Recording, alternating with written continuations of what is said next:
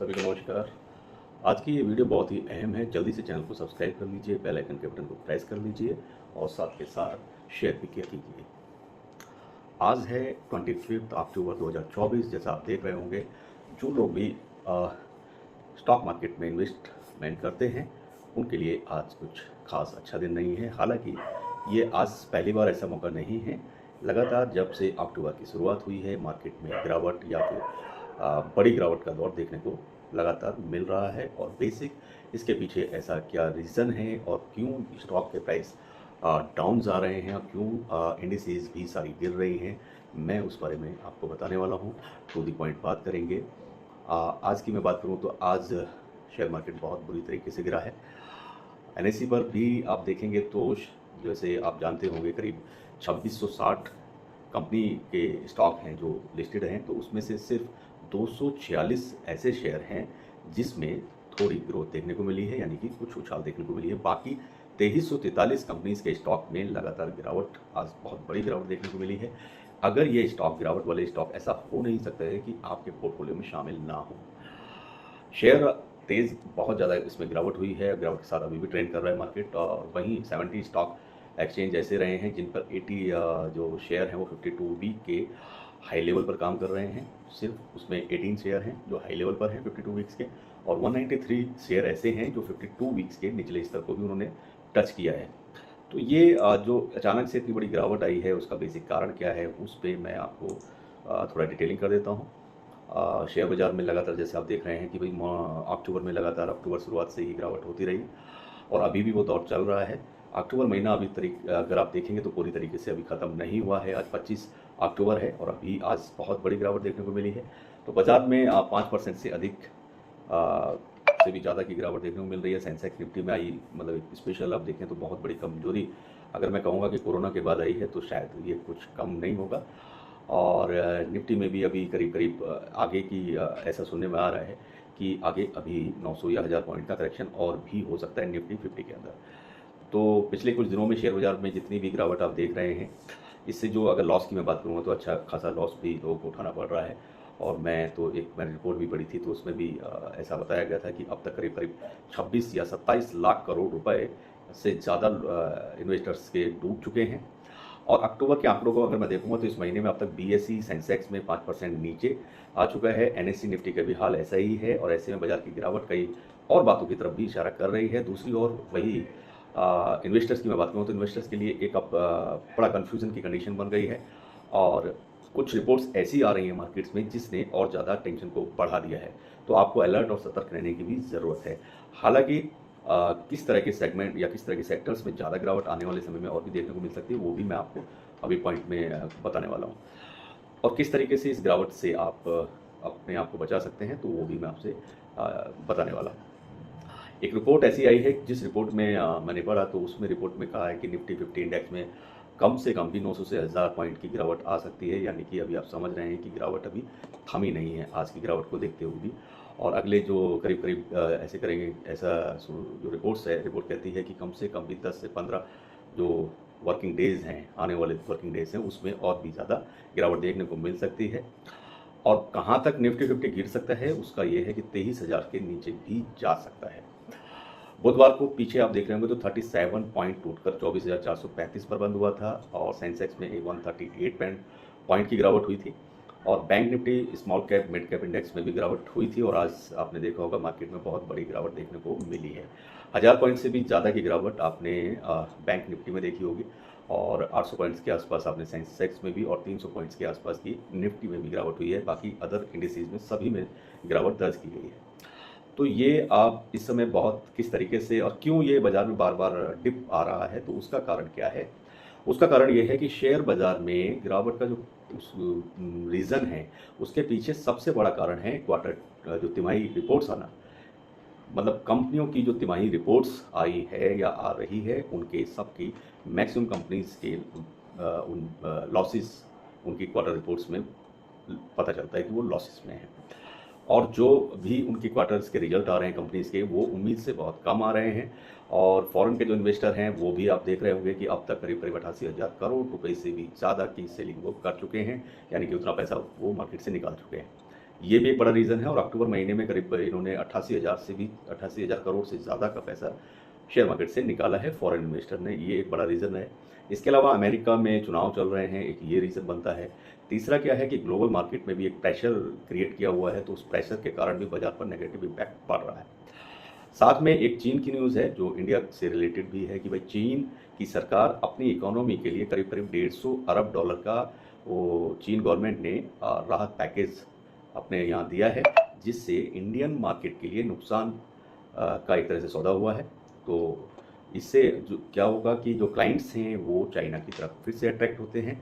इसके चलते जो फॉरेन इन्वेस्टर है वो भारत से पैसा निकालकर चीन में लगा रहा है, जिसके चलते इस तरह की गिरावट देखने को मिल रही है। और इस समय इन्वेस्टर्स को जो मेरा कहना है वो यही है कि जो कंपनीज के फंडामेंटल, जिन कंपनीज की ऑडिट रिपोर्ट्स, जिन कंपनीज की क्वार्टर्स की रिपोर्ट्स, टेक्निकल्स को आप स्टडी करके तभी और पैसा लगाएं, अदरवाइज उस पैसे लगाने से थोड़ा बचें। बाजार की जो डायरेक्शन है जब तक स्थिर नहीं हो जाती है कि एक सर्टेन मार्केट एक जगह जाके थम नहीं जाता है, उस तब तक आपको इंतज़ार करना चाहिए किसी भी नए इन्वेस्टमेंट की प्लानिंग से पहले। तो ये आपको ध्यान रखना है, जब तक शेयर बाजार लगातार 2 दिन या 3 दिन अपने हाई लेवल पर बंद ना हो, तब तक इन्वेस्टमेंट करना आपके लिए जल्दबाजी में किया गया कदम आपको लॉसेस दे सकता है। तो ये अभी आपको ये कुछ रीज़न थे जो मैंने आपसे शेयर किए। अब मैं आपको बताऊंगा कि पिछली दिवाली और इस दिवाली में भी आप देखेंगे तो पिछली दिवाली में अब तक जैसे बहुत सारी ऐसी कंपनीज रही हैं जिन्होंने मल्टी बैगर रिटर्न्स बनाकर दिए थे। तो उन कंपनियों में आप सब लोग जानते हैं, जैसे डिक्सन टेक है, इरेडा ने भी दिया है, आरबीएनएल, रेलवे के और दूसरे जो स्टॉक हैं, इरकॉन इंटरनेशनल है, राइट्स है, या आरईसी लिमिटेड है, इवन आईआरएफसी रहा। तो ये सभी इस तरह के स्टॉक हैं। पिछले साल की दिवाली को अगर आप देखें तो वो इस साल 1 साल के अंदर उन्होंने बहुत अच्छे रिटर्न बनाकर दिए थे और मल्टीबैगर रिटर्न बनाकर दिए थे। बट इस बार की दिवाली में ऐसा देखने को मिल रहा है कि कुछ प्रॉफिट्स बनते हुए नज़र नहीं आ रहे हैं। और इसमें आपको अगर मैं बताऊं, पिछले में तो टोटल ऐसी 12 कंपनीज रही थी जिन्होंने मल्टीबैगर रिटर्न्स बनाकर दिए थे। और अगर उनकी परफॉर्मेंस की बात करेंगे तो बहुत ही सुपर परफॉर्मेंस उन स्टॉक्स ने की थी। करीब अगर टॉप के स्टॉक थे तो वो उसमें मैंने लास्ट वीडियो में बताया भी हुआ, करीब 10 से 12 ऐसे स्टॉक पिछले दिवाली से अब तक के रहे थे, जिसमें इरेडा का नाम तो बताया ही था कि आपके इसके अलावा आरबीएनएल है, एचपीसीएल है, पीवी फिनटेक है, ग्लेनमार्क है, बीपीसीएल है, एचपीसीएल है, कल्याण ज्वेलर्स है, टोरेंट पावर है, ऑयल इंडिया कॉर्पोरेशन है। तो इस तरह के बहुत सारे अच्छे स्टॉक रहे। सीजी पावर रहा है, कमिंग्स इंडिया है, प्रेस्टीज स्टेट है, ल्यूपिन है, बीएचईएल है, सुजलॉन एनर्जी ने भी आप बिल्कुल देख सकते हैं बहुत अच्छे पिछले साल रिटर्न बनाकर दिए हैं। पिछले 1 महीने में इन स्टॉक में अगर मैं गिरावट की बात करूंगा तो अब आप देखेंगे तो कम से कम भी 20% की गिरावट हुई है। पहले लास्ट ईयर इन्होंने लास्ट दिवाली पर आपने देखा कि इन्होंने मल्टीबैगर रिटर्न बना के दिए थे इन स्टॉक्स ने, और जिनके मैंने नाम लिए हैं। लेकिन इस साल ये करीब 18 से 20% की गिरावट इन स्टॉक्स में देखी जा सकती है। 4 स्टॉक ऐसे हैं जो 2023 की जो दिवाली थी उसमें शेयर मार्केट में उस समय लिस्ट हुए थे, और इनमें एक नाम था गो डिजिट जनरल इंश्योरेंस कंपनी करती है, टाटा टेक्नोलॉजीज़ एंड इरेडा जिसको बोलते हैं, भारतीय हेक्साकॉम है, और IREDA इरेडा इसका नाम है। तो इस तरीके से ये कुछ कंपनी हैं जिन्होंने 200 से 225% तक के भी रिटर्न्स बनाकर मिड कैप इंडेक्स में दिए हैं। अब इंडेक्स का रिटर्न अगर बालेंगे तो इंडेक्स के रिटर्न भी बहुत अच्छे रहे हैं। बात है अब आगे की प्लानिंग कैसे की जाए, तो उस पर भी मैं थोड़ी सी नज़र आपको डाल लेता हूँ, क्योंकि मार्केट में गिरावट बहुत ज़ोर से हुई है। अगर आप इसको अपॉर्चुनिटी की तरह लेंगे तो उसके लिए आपको मैक्सिमम अगर आपको फोकस करना है तो कुछ ऐसे स्टॉक्स पर आपको ध्यान देना होगा जो टेक्नोलॉजी से रिलेटेड हैं। जो भी टेक्नोलॉजी से रिलेटेड हैं, IT सेक्टर्स के शेयर्स हैं, या फिर अभी आप देख रहे हैं कि पावर सेक्टर भी अभी डाउन है। हालांकि उसमें अगर 20% 18% डाउन में आपको प्राइस मिल रहा है तो उसमें आपकी बाइंग की अपॉर्चुनिटी बन सकती है। रही बात कौन कौन से वो स्टॉक हैं, तो वो भी मैं आपसे शेयर कर दूं तो शायद आपको ज़्यादा अच्छा रहेगा, कि उसमें आप पता रहेगा कि इस तरीके से मार्केट में इतनी बड़ी जो गिरावट हुई है, बस उसके चलते सब लोग बड़ा परेशान हैं। बहुत सारे लोग मुझे लिखते हैं, व्हाट्सएप पे भी लिख रहे हैं। हालांकि आजकल मैं वीडियो बहुत कम बना पा रहा हूँ, समय की उपलब्धता उतनी नहीं है, जिसके चलते वीडियो थोड़ा मार्केट अभी कम बनते हैं। बट कोई स्पेसिफिक वीडियो की बात रहती है तो मैं ज़रूर बनाने वाला हूँ, और उम्मीद करूँगा कि आप लोग ये इस समय जो भी लॉसेस है उससे बाहर निकलें, जल्दी मार्केट अपने एक अच्छी सिचुएशन पर मार्केट आए, लेकिन मार्केट को इस गिरावट से निकलने में थोड़ा समय तो लगने वाला है, तो उसका वेट आपको करना चाहिए। अब अगर आप कुछ अच्छे स्टॉक की तलाश में हैं जो डिस्काउंटेड प्राइस पर आपको मिल जाएँ, तो उसमें मैं आपको बता देता हूँ। उस लिस्ट में पहले मैं बोलता हूँ कि आप टेक्नोलॉजी के सेक्टर के कुछ शेयर को आप चुनना चाहिए। इसके अलावा जो पेनी स्टॉक्स हैं उन पर बिल्कुल अभी फोकस नहीं रहना है। हालांकि पेनी स्टॉक इस समय बहुत अच्छे रिटर्न्स बनाकर दे रहे हैं, लेकिन पेनी स्टॉक पर भरोसा नहीं किया जा सकता।